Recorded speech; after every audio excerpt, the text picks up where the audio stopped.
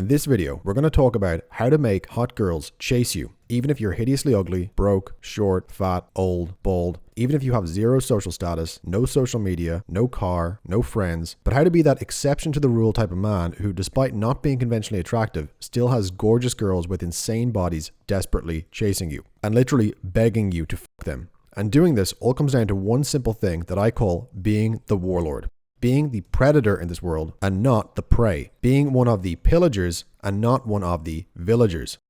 And I'll explain what that means in a second, but first, a little about my background in case you're new around here. I am not a dating coach, I am not a life coach, I am not here to tell you to clean your room or take your vitamins. I am a degenerate sex addict, a charlatan, a cult leader, a confidence man, and an internet marketer. And you shouldn't believe a single word I say in this video until you've tried it for yourself. I'm not asking you to believe me. What I'm saying is that if you try what I tell you to do in this video, you will find that women start chasing you. They start approaching you. They start flirting with you, hitting on you, and more or less begging you to bend them over and clap their cheeks, even if they are young and hot and you're an old, ugly, balding, middle-aged pervert like myself. Here are some of the girls I've dated using this methodology. Here are some desperate, needy texts I've received in the past few months from women who most people would think are way out of my league. Now, maybe you're just a regular guy. Maybe you don't want to have sex with hundreds of women like I did. Maybe you just want a cute little girlfriend or a couple of friends with benefits. And if that's the case, then what I'm going to show you in this video is going to permanently ruin your life. Because I'm going to show you how to have so many girls chasing you that you literally don't have enough time in your day to sleep with them all. And I'm going to show you how to get laid so much that you end up having an existential crisis because you realize that even an endless conveyor belt of sex with perfect tens won't make you happy. So if that sounds like the type of problem that would be fun to have, then keep watching. Close all your other browser tabs, take out a notepad, and start taking some goddamn notes, because I'm about to turn your world upside down. So in today's video, I'm going to reveal 5 things that make beautiful girls chase you, even if you are literally a 2 out of 10 in looks yourself. How to be sexually attractive to women on a deep, primal level, and how to have drop-dead gorgeous girls like models literally obsessed with you, even if you're ugly, short, fat, old, bald, broke, etc. And the big idea, the big theme here that's going to tie these 5 things together is what I call the warlord mindset. And to understand what the warlord mindset is and how it makes women chase you, we actually need to venture into some pretty weird territory here. We need to get into history, into ancient history, medieval history. And I realized that might seem kind of strange. You know, you clicked on a video about how to get girls, and now I'm suddenly going to be spending a fair amount of time talking about medieval lords and kings and these things that seem very unrelated. But believe it or not, this historical angle that I'm about to show you is actually the big breakthrough that's going to pull everything else here together. And I promise you, if you bear with me on this, and if you just give me a couple minutes to make this case, this will directly cause you to start getting laid more, getting laid faster, attracting more girls, attracting hotter girls, not getting flaked on as much, not getting ghosted, not getting rejected, but instead you're going to have so many women in your life that it's actually going to be you who's rejecting them. So, like I said, this is going to get weird, but bear with me because there'll be a big payoff by the end, and I promise you I'm not wasting your time with this. Okay, so let's rock. The warlord mindset. What is that? Well, this is all rooted in a model of the world and of history which I call the predator-prey dichotomy. Or another term for this you could use is the pillagers versus villagers dichotomy. And what that refers to is the ugly truth that for 99% of our species' history, human beings have always been divided into 2 groups. There are the predators and there are the prey. There are the pillagers and there are the villagers.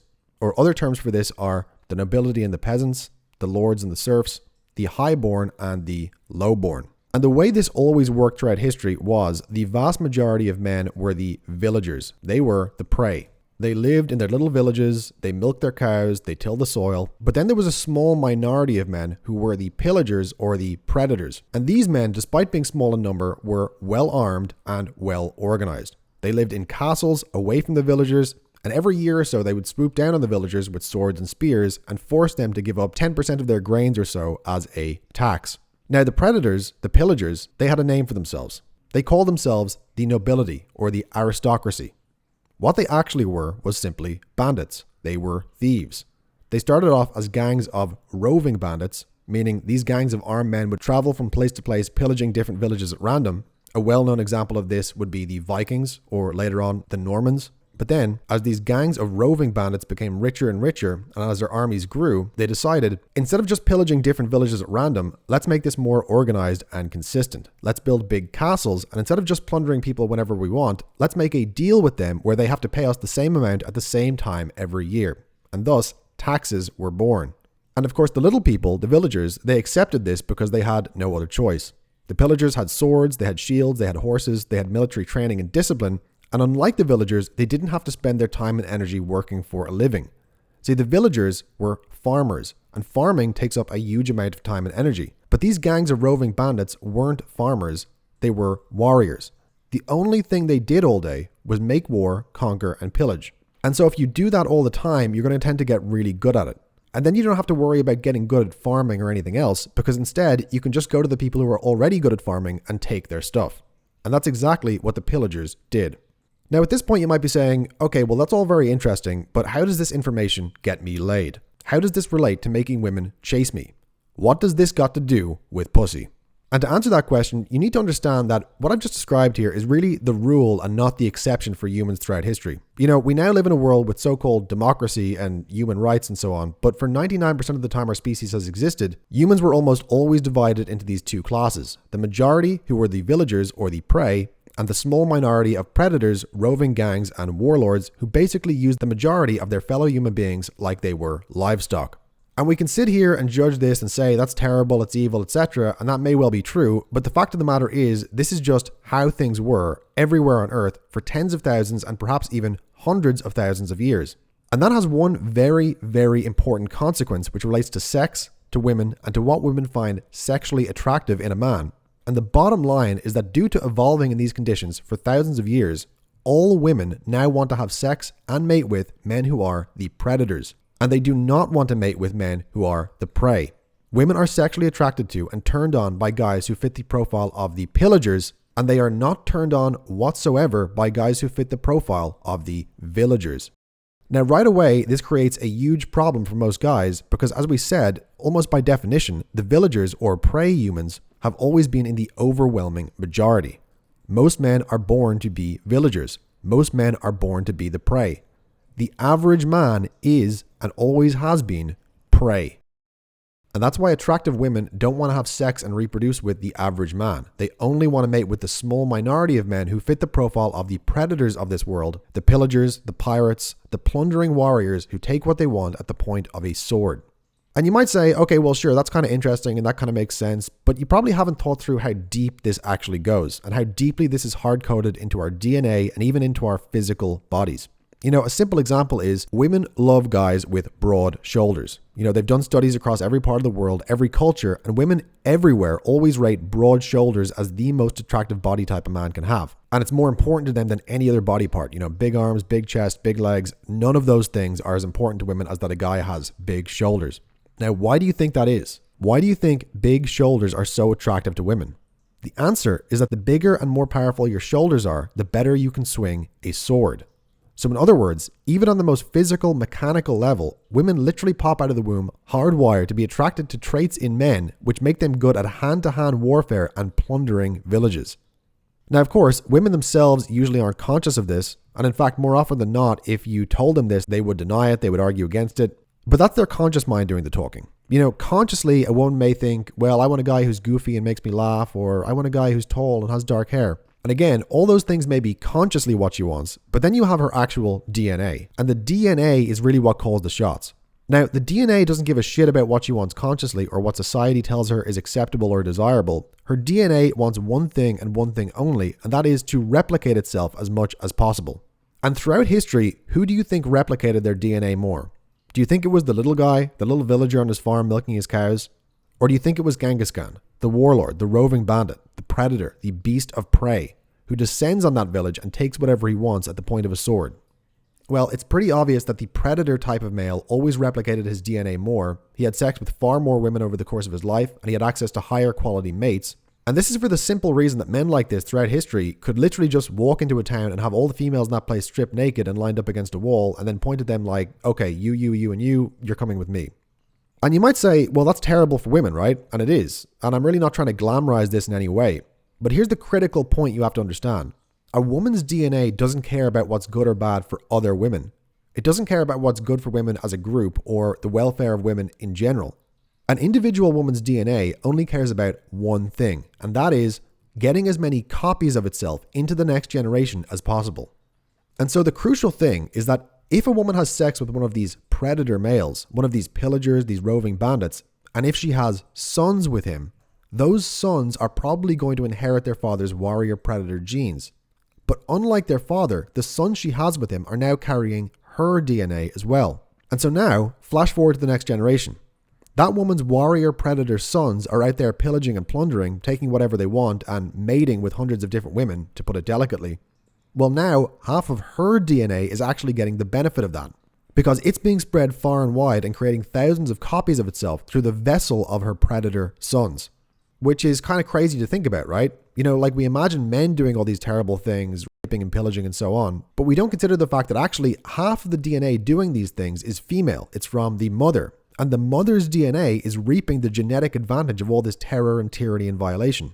And this also explains a lot of the stuff that people are very confused by, such as, you know, why do so many women fall in love with serial killers? Why do so many women report having rape fantasies? Why are men with dark triad traits of psychopathy, narcissism, and Machiavellianism so attractive to women?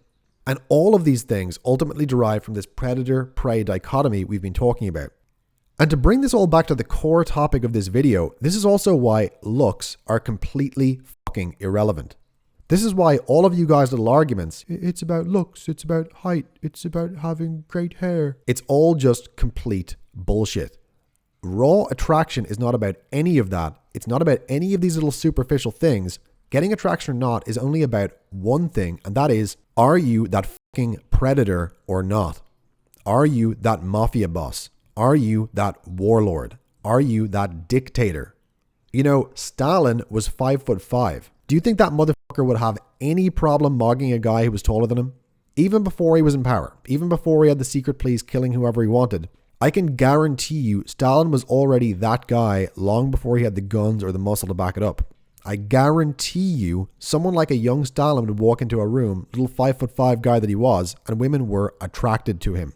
They were turned on by him because they could already see in his eyes, this guy is a fucking killer. And ultimately, what this all comes down to is a vibe. It's a presence you have as a man. It's a certain glint in your eye. And it's a presence that, you know, women see you, and in a lot of cases, they literally just start getting wet. They see you and they just know. They know, this is the guy, I want this one. Their mind is already made up. Her DNA can see, just from the look in your eye, just from how you carry yourself, oh, this guy is going to be that conqueror. This is the guy who's going to be swaggering into the village and plucking up every pretty girl there to be in his harem. And if I have sons with this guy, those sons are probably going to be the same way. Now again, women are never consciously thinking about any of this, but her unconscious mind and her DNA is doing this little split-second equation as soon as it sees you. And it's figuring out, if I want to replicate myself millions of times, this is the guy to do it. This crazy motherfucker is the vessel I can hitch a ride on. And this is what causes her to feel attraction to you. This is what causes her to get turned on sexually. And this is ultimately what causes her to start chasing you in the hopes that you will grab her, bend her over, shove her head in the pillow, and impregnate her. And I guarantee you, any woman watching this, the way I just laid this out, and particularly that last sentence I just said, she gets it. She may not want to admit it. She may even want to argue against me in the YouTube comments, but I guarantee you that what I just said, deep down, any young, healthy, fertile woman watching this immediately felt a pang of recognition. Like, yeah, that is what I want. That is extremely hot. I hate that I'm turned on by that, but I am. Okay, so now that you know the big idea, and now that we have a high-level view of what women are actually sexually attracted to and what actually makes them chase you, let's get into the specifics of how to actually apply this in practice. You know, obviously if you live in the modern world, you can't become a literal warlord, at least not just yet. But you can do the next best thing, which is to embody those traits of the warlord mindset that women find attractive and which always make them chase a man no matter his looks or money. So, number one, the first and by far the most important trait of the predator male as opposed to the prey male is courage. Specifically, physical courage. Now, I'm not talking about courage here in the sense of, you know, oh, I had the courage to ask out my crush. I'm really talking about courage in a much more serious and darker and honestly much more brutal sense. And that is literally, do you have the courage as a man to face down a rival army of big, strong, nasty motherfuckers with swords? And do you have the courage physically to charge into them and just start swinging? Ultimately, that is the one and only trait that ever really distinguished the predators from the prey. That is the one single trait that determined whether you were one of the pillagers, the nobility, the lords, or whether you were one of the villagers, the peasants, the masses of little people who got walked all over, taxed, tyrannized, and cucked by the lords. It all comes down to courage. And I want you to really picture this for a minute. Don't just nod your head and pass over this intellectually, but I want you to really vividly imagine this for a second and put yourself in the situation as if it was really happening to you physically. Imagine you're standing in a field on a cold day. There's about 1,000 men standing across from you. They're in armor. They're holding swords, lances, maces, wooden bats with nails sticking out of them. Now behind those men is a village full of treasure and women. And if you and your buddies win this battle, that village is yours. You and your friends get to go in and take their women. That is historically how this works, okay? Again, I'm not saying this is right. I'm not saying it's morally good. I'm just saying that this is the facts of how things worked historically for hundreds of thousands of years. There's a village filled with beautiful young women of whom you get to take your fill, but only if you're willing to charge into that opposing army and what is really almost certain death, or at least a very high likelihood that you're going to get your head bashed in, you're going to have some of your fingers cut off, you're going to get a lance put through your body, and you'll be lucky if it doesn't hit something important. So really imagine that for a second. Really imagine you are actually in that situation physically, right now, standing in that field, and you've got to make that decision. Are you willing to go in and charge those men and risk death or dismemberment to get those girls at the other side? If you would have been willing to do that, if you would have the raw physical courage required to do that, well, congratulations. You are part of the 1% of men who women actually desire. And it doesn't matter if you're funny looking or bald or chubby or any of these other little superficial bullshit things. All that matters, the only thing that fundamentally determines whether you're an attractive male or not is, do you have that dog in you that you are willing to literally risk your own death to get sex with hot women? Now, if we're being honest here, for the vast majority of men watching this video, the honest answer is no. You would not be willing to risk death or physical harm to get that reward. Know how I know? Because if you were, then going up and talking to a girl would be child's play for you. Guys think cold approaching a woman is scary, but I think we can agree it's a hell of a lot less scary than going into battle against a bunch of men who are going to smash your head in with bats and maces. So, are you beginning to understand where I'm going with this? Think about this. For 99% of human history, if you wanted sex with hot girls, if you wanted young, fertile mates, you had to put your physical safety on the line to get it. You had to demonstrate courage. You had to be willing to become a raider or a warrior and literally put your body on the line and risk getting your eyes gouged out, your nose cut off, your head bashed in, all in order to get that sweet, sweet pussy on the other side. And this, by the way, is the fundamental core reason why there is just something magical about cold approaching a woman. Cold approaching a girl is an unfakeable way to show you have balls. It's an unfakeable way to demonstrate you have that warrior raider type of courage. And that is why women find it so attractive when you approach them. That is why when you get good at cold approach and when you get comfortable with it, it lets you give a girl that butterflies in her stomach type attraction immediately. From moment one. The Twitter poster Revelino once put this really well. He said, find ways to display courage and girls will find ways to suck your d. And that is literally attraction in a nutshell. Everything comes down to courage. Everything comes down to having big brass balls. When you can cold approach a woman and when you can do it in a decisive, dominant way that shows you have zero fear or discomfort about doing it, it pushes a button in a girl's head which makes her see, holy shit, this is that guy. This is that conqueror. This is that ruthless, domineering, alpha male asshole who I've been waiting for my entire life. And in comparison to the past, you don't even have to do anything all that hard. I mean, this is the amazing thing about the modern world. We have it so easy. If you live in a medium-sized city, you can go out and find endless amounts of hot women to approach. And there's no one standing in your way. You don't have to fight your way past 1,000 guys with maces and swords. You don't have to scale castle walls. You can literally just go up and start talking to her. And if it doesn't work, talk to another one. And if it doesn't work, talk to another one. Zero risk. Zero physical risk. And if you do that with enough confidence and swagger behind it, she's immediately attracted to you more times than not. Because guess what? Most guys are too scared to even approach her. Forget about putting their lives at risk. Forget about going into battle or charging a rival army. 99% of guys today are now too scared to even approach a fucking girl. When you really think about this, it's actually amazing anyone's having sex at all. So, like I said, courage is the first and by far the most important element of the predator mindset. And in the practical day-to-day sense, at least in the modern world, that means you need to be approaching women. Not just once or twice, not just being a dabbler and saying, oh, I tried that once, it didn't really work. You need to be approaching women all the time. You need to make it a habit that you do regularly, not a one-off event. And when you make approaching girls a habit, it builds your courage like a muscle. Now, a lot of guys will hear this and they'll say, honestly, this just sounds way too hard though. I don't want to approach girls. It's just too scary. And to be honest, you're right. It is scary. If you're not used to it, cold approach is legitimately really, really hard. Don't let anyone tell you it's not. Like, it's one thing to watch videos on YouTube about talking to girls or whatever, but when you're actually standing at a bar on your own and you want to approach a girl there and you're not used to doing that, the fear you will feel in that moment is actually a very serious thing. It's not a joke. It's not a game. And as silly as it may sound, it really does feel like you're risking your life. And your brain will come up with an infinite number of extremely convincing rationalizations for why approaching her is not the right thing to do. You know, she's with her friends, she's busy, she looks like she doesn't want to be bothered. Your brain is going to hit you with all these excuses and rationalizations, and it's very similar, I would imagine, to what probably happened to men in the past when they were about to go into battle. I would imagine in that situation, and especially for a guy who hadn't fought before, his brain probably started coming up with genius level rationalizations for why not to charge into that rival army. And what it all boils down to is you've just got to force it. You've just got to override the excuses and force yourself to approach her anyway.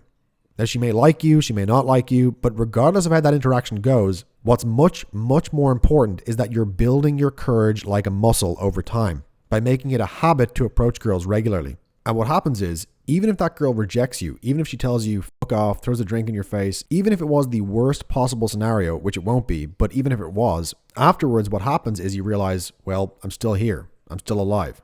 You realize that getting rejected just isn't really that big of a deal. It's not this life or death thing.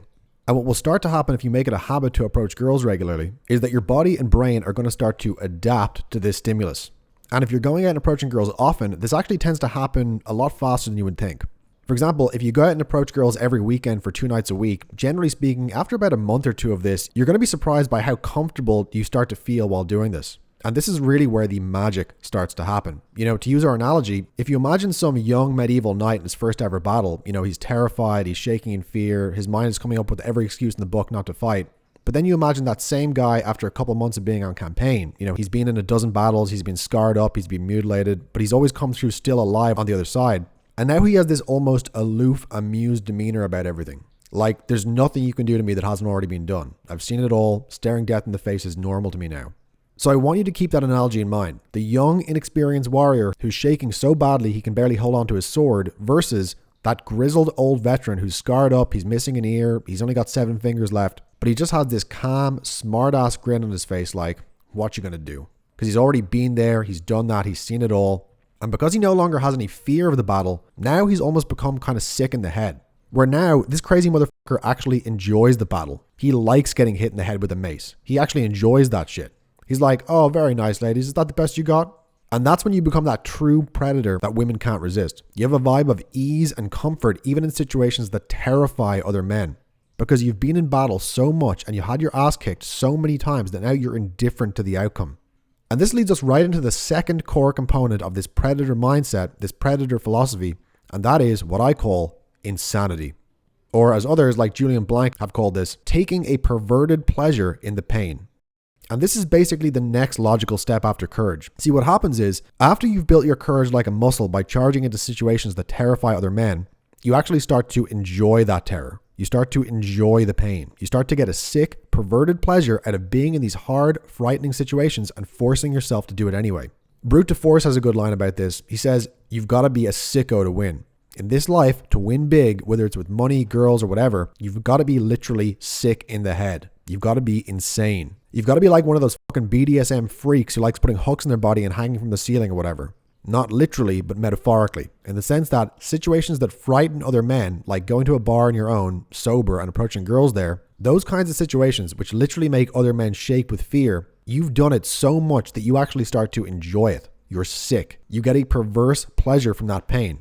And to relate this to our core theme today of the predators, the warriors throughout history, you see this theme come up again and again when you read history. You know, men will join a war band, they'll join an army, they'll join a pirate ship, they'll join the navy, whatever it is. And usually in the beginning, it's because they're literally forced to or because they have no better options in life. And the reward is that if they beat the other army, they get to pillage and plunder the town on the other side, take their gold, take their women, etc. But what very often happens, and you see this throughout history, is soldiers will go from enduring the fighting in the hope of getting the plunder on the other side to actually enjoying the fighting for its own sake.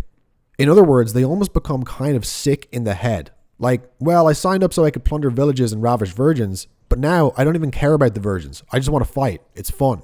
And even now, in modern times, when war is a lot more brutal, you still read about this happening. You know, I remember reading about how in Vietnam, a lot of US troops were conscripted and forced to fight there against their will. But what happened is, when their tour of duty was finished and they were allowed to go home, they actually didn't want to go home anymore. Many of them signed up to do another tour of Vietnam because they wanted to stay there in the jungle and keep fighting, because it was fun, it was exciting, it was exhilarating to them.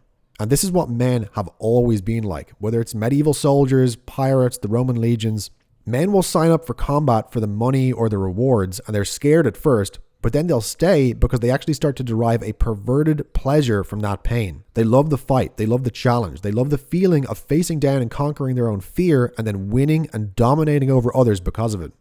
And this is an exact fucking analogy for what it's like when you get in the habit of approaching women.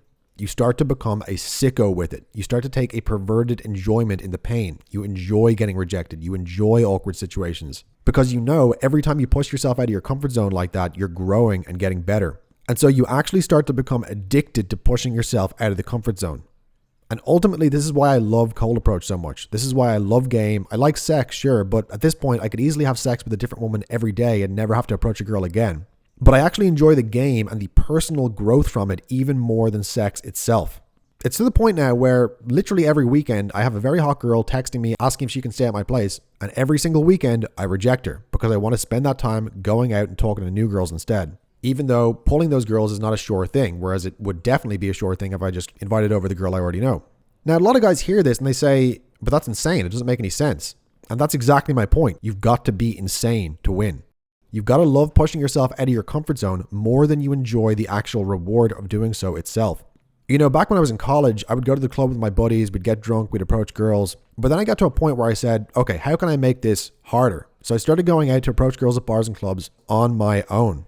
Got good at that. Got to a point where I was pulling a new girl home for sex every 1 or 2 weeks whenever I wanted. Getting girlfriends and buddies on command, basically whenever I stepped outside. But then I thought, okay, well, how can I make this even harder for myself? So then my latest journey in the past few months has been going out to clubs alone, approaching girls there, but not drinking any alcohol whatsoever. You know, if you're on my newsletter, you might know I call that nightmare mode cold approach. And that was super hard for a long time. You know, I had basically spent a decade approaching girls while drinking, and so I needed to actually rewire my brain and relearn how to talk to girls from the ground up while fully sober. And again, bear in mind, I'm doing this all while in the nightclub on my own. No friends to support me, no one to banter with, and now I don't even have the alcohol to give me courage. So approaching the hottest girls under those conditions was very, very challenging for a while. But even that is now starting to fall more into my comfort zone. You know, and most people would say, like, why even do this? Why make things so hard for yourself when you could literally just coast on your laurels and have sex with the girlfriends you already have and never approach another girl again? But this is that insanity I'm talking about. This is that perverted pleasure in the pain that you've got to develop if you want the absolute hottest girls and the best results. You've got to fall more in love with the feeling of growth you get from pushing out of your comfort zone than you are with the pleasure of sex itself. And here's my point with all of this. When you do this, girls are drawn to you like a fucking magnet. It's like a moth to a flame. They can't resist you. Because this thing of pushing yourself out of your comfort zone, this is what gives you that glint in your eye we've been talking about. This is what gives you that predator vibe. And now when I go out, I am not exaggerating, I get approached by very pretty girls everywhere I go. It's fucking crazy. It's gotten to the point where it's legitimately mind-boggling. Like somehow the girls know. It's the craziest thing. Case in point, last Saturday I'm at the club, standing in line for the coat room. This girl taps me on the shoulder. She's in her late 20s, maybe early 30s. You know, slim, pretty, long hair, nice body. And she immediately just starts touching me, hugging me, putting her hands on me, like she was pretty much straight up molesting me. And from what I could see, she was completely sober too. You know, not drunk at all, not slurring her words, seemed totally lucid. But she just sees me, approaches me, immediately starts groping me in the middle of the club. And this type of thing now happens to me on a regular basis. Like it's getting to the point where I now get approached by more girls than I actually approach myself. But why is this happening? It's because, like I've been saying, for these past few months, I've been working crazy hard and going out alone and approaching women sober. I've been putting myself through fucking nightmarish levels of social challenge. I've been approaching girls sober and getting rejected or running out of things to say. I've been whipping myself like a goddamn horse to do the hard things and expand my comfort zone. And when you do that, I'm telling you, this gives you a fucking vibe. And it follows you through the rest of your life. It gives you a presence. It gives you that glint in your eye. And it gives you that insanity that women see and they immediately love you. Okay, number 3.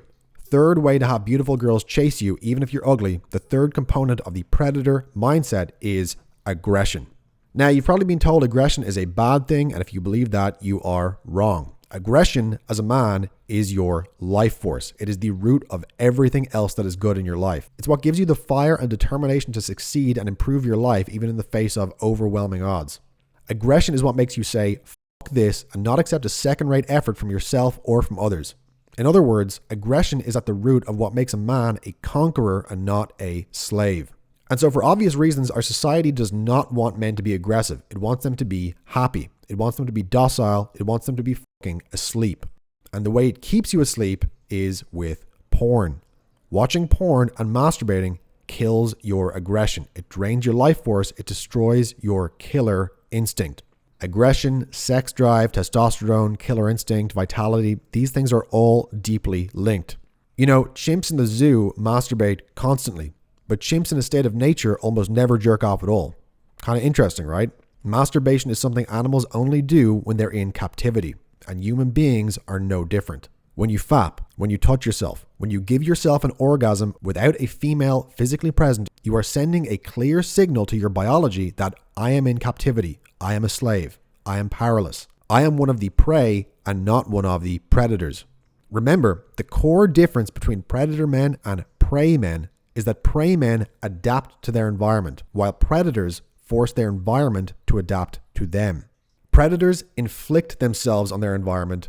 Prey are inflicted upon by the environment around them.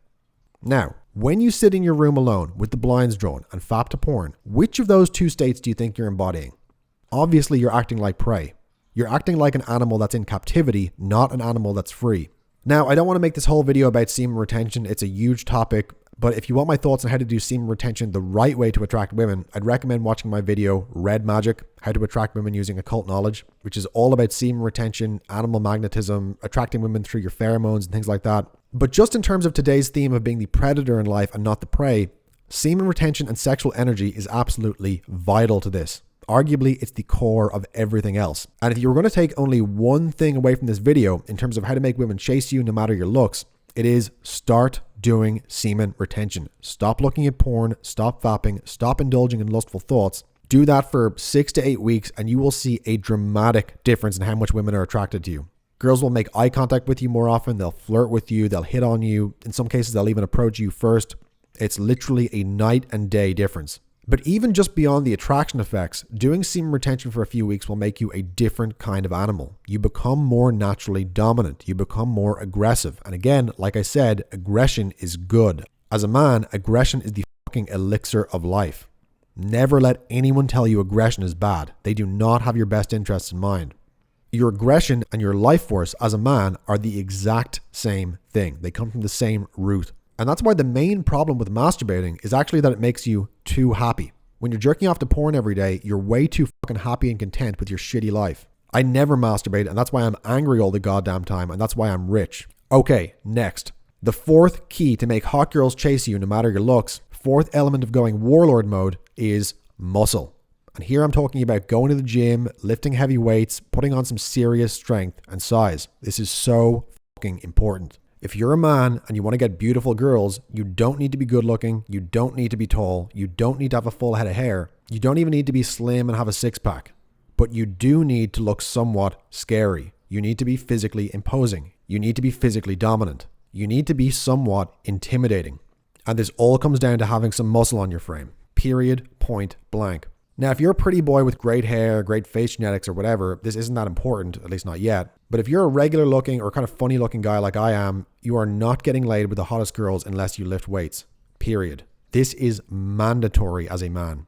And getting into weightlifting will change your goddamn life. It will be the best decision you ever made. I guarantee you. Beyond just getting girls, there's so many other benefits. You feel better. You're in a better mood. You don't get depressed anymore. You don't feel anxious. You've got endorphins flowing through your body, which make you feel kind of high all the time. And it's just an infinitely better way to go through life. Now, to bring this back to our theme of the warlord mindset, the predator mindset, the conquerors versus the slaves, one really interesting fact is, as you may know, the ancient Greeks invented weightlifting. They invented bodybuilding. They invented going to the gym. What you might not know is that the ancient Greeks had a law. Slaves were not allowed to go to the gym. Slaves were actually legally forbidden from lifting weights. Now, isn't that fucking interesting? And you got to ask yourself, why do you think that is? Why do you think these Greek warriors, these Greek conquerors, didn't allow their slaves to bodybuild and lift weights? It's because when you lift weights, you gain self-respect. Your testosterone increases, you become stronger, you get bigger, you become more aggressive. And if slaves start doing that, what's going to happen? They're going to try to become free. They're going to try to overthrow their masters. And the ancient Greeks knew this. They were very smart. And so they actually made it illegal for their slaves to lift weights. The moral of this story is that if you want to be free, lift. If you want to be a slave, then continue to sit at home and eat candy. Now, when it comes to getting girls, making girls chase you, lifting weights has two huge benefits. The first is obviously that you put on muscle, you get bigger, you become more physically dominant, and that is very sexually attractive to women. It turns them on at the level of their monkey brain. You know, as I talked about earlier, girls love guys with big shoulders. They love guys who are big, strong, who look like they can protect them. And the more intimidating you are to other men, the more attractive girls will find you. That's just a law of nature. However, there's also another huge benefit of lifting weights, which is actually way more important than just how it makes you look. And that is weightlifting increases your testosterone. And this changes your energy as a man. It even changes your thoughts, changes your feelings, changes how you view the world and how you view yourself. High testosterone makes you bolder, more courageous, more aggressive, more dominant. It puts you in a better mood. You find yourself laughing more often, smiling more often. It's easier to make small talk with people. You're not shy anymore. You don't have any anxiety. You have more of that I don't give a fuck kind of attitude to things. And all of this is a direct result of the higher testosterone levels that lifting weights gives you. And people can feel this from you. This is a vibe. It's a presence you have. Now, I realize that if you don't go to the gym, if you don't lift weights, it can be very intimidating to start with. And I think the big problem that holds most guys back is obviously it takes several months of working out consistently before you start to see real improvements in how your body actually looks. And so that can obviously be demoralizing. However, what I need you to understand if you're a guy who doesn't lift yet is that even though it takes weeks and months to start seeing physical results from lifting, the psychological changes you get from lifting, the higher testosterone, more confidence, more energy, and so on, these things start to happen almost immediately. So stop thinking about going to the gym in terms of, oh, when I'm jacked, girls will finally like me, but that's 6 to 12 months away. And instead, start thinking in terms of the actual truth, which is every single day you lift weights, your testosterone goes up immediately and you're more dominant, more confident, and more attractive that very same day. Because listen, I don't care if you're a skinny little twink who only started lifting 2 weeks ago. After a session of lifting heavy weights in the gym, you have a completely different energy as a man when you're walking down the street. You have that glint in your eye. You have that killer instinct. The testosterone is flowing. You feel more confident, more aggressive. People move out of your way. If you make eye contact with a guy passing you in the street, he'll often look down first. I'm telling you, people can feel it, man. It's about your vibe. It's about your presence. It's not so much about your actual physical size, so much as it's about your energetic size.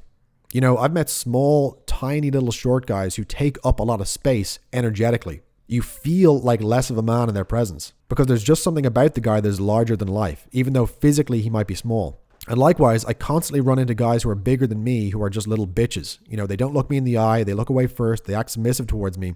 And it's because they don't lift and I do. And if we're being honest, it's probably also because they jerked off that day and I didn't.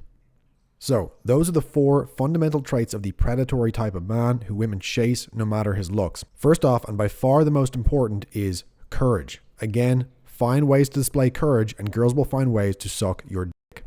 In the ancient world, you did that by going to war, by fighting other men, by getting your head smashed in and your body impaled with arrows. In the modern world, you can get laid by demonstrating courage in a much easier way, and that is by cold approaching women, by doing it consistently, by making it a habit. The second pillar is insanity, or what I call being a sicko.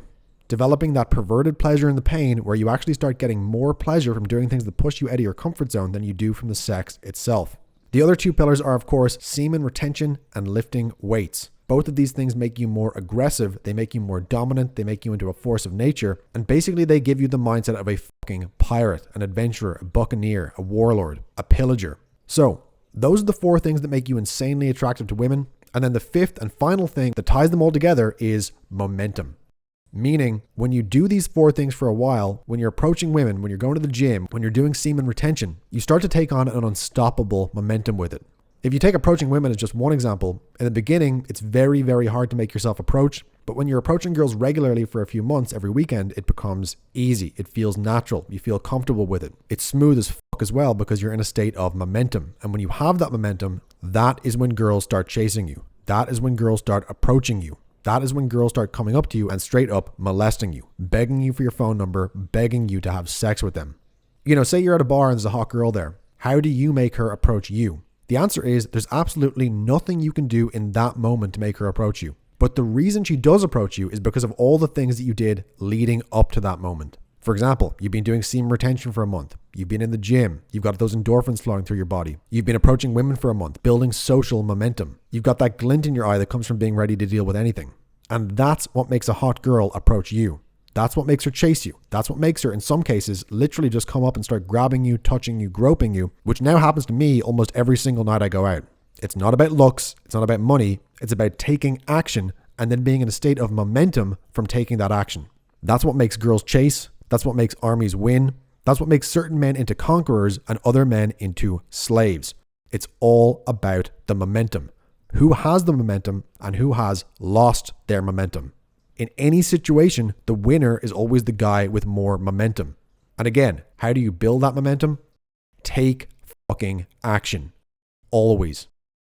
Now, in this video, I showed you how to become the type of man who women chase. And as you probably already realized, the most important aspect of this is cold approaching girls regularly and getting social momentum from doing that. However, I realize that most guys watching this are scared to approach a girl and they're realistically not ready to start doing that yet. And if that's you, then the quickest way to get over this fear is to get more confidence.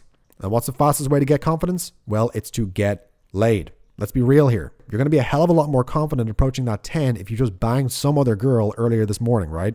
And that's why I put together a video for you which shows you how to start getting laid right now without approaching any girls, without risking rejection, and without even leaving your couch. How is this possible? The answer is, of course, online dating. Dating apps like Tinder and Hinge let you get girls to come over to your place to hook up literally at the touch of a button. Now, hearing this, you might say, bullshit, Mike, I've tried online dating and I get no matches, or it's nothing but flaking, ghosting, girls not responding. And if that's you, then I completely understand because that's exactly how it was for me whenever I tried dating apps. But then, bam, 2020 hit, the pandemic, quarantine, lockdowns. I couldn't go out to nightclubs anymore, and so I was forced to get good at online dating or else never get laid at all. And so, through trial and error, I basically became a mad scientist with texting girls to get sex, and I developed a system for online dating and texting that literally gets you perfect 10s in your bed at the touch of a button. I call it the girlfriend button, but a more honest name for it would probably be the button. Because when you push these buttons in a girl's mind over text, it makes her obsessed with sleeping with you right away. From there, you can either have a one-night stand, turn her into your girlfriend, or keep her as a long-term bang buddy. It's completely up to you. So, if that sounds good, click the link in the description now and watch the free video I put together for you on the next page. I'm going to show you 12 magic words you can text a girl to make her obsessed with sleeping with you, so she'll come over to your place to hook up right away. This even works to get girls who've been ghosting you, flaking, or not responding, and it will get you a hot girlfriend or fuck buddy no matter your looks, money, or age. So, click the link in the description right now and discover the 12 magic words that turn any girl into your girlfriend at the touch of a button.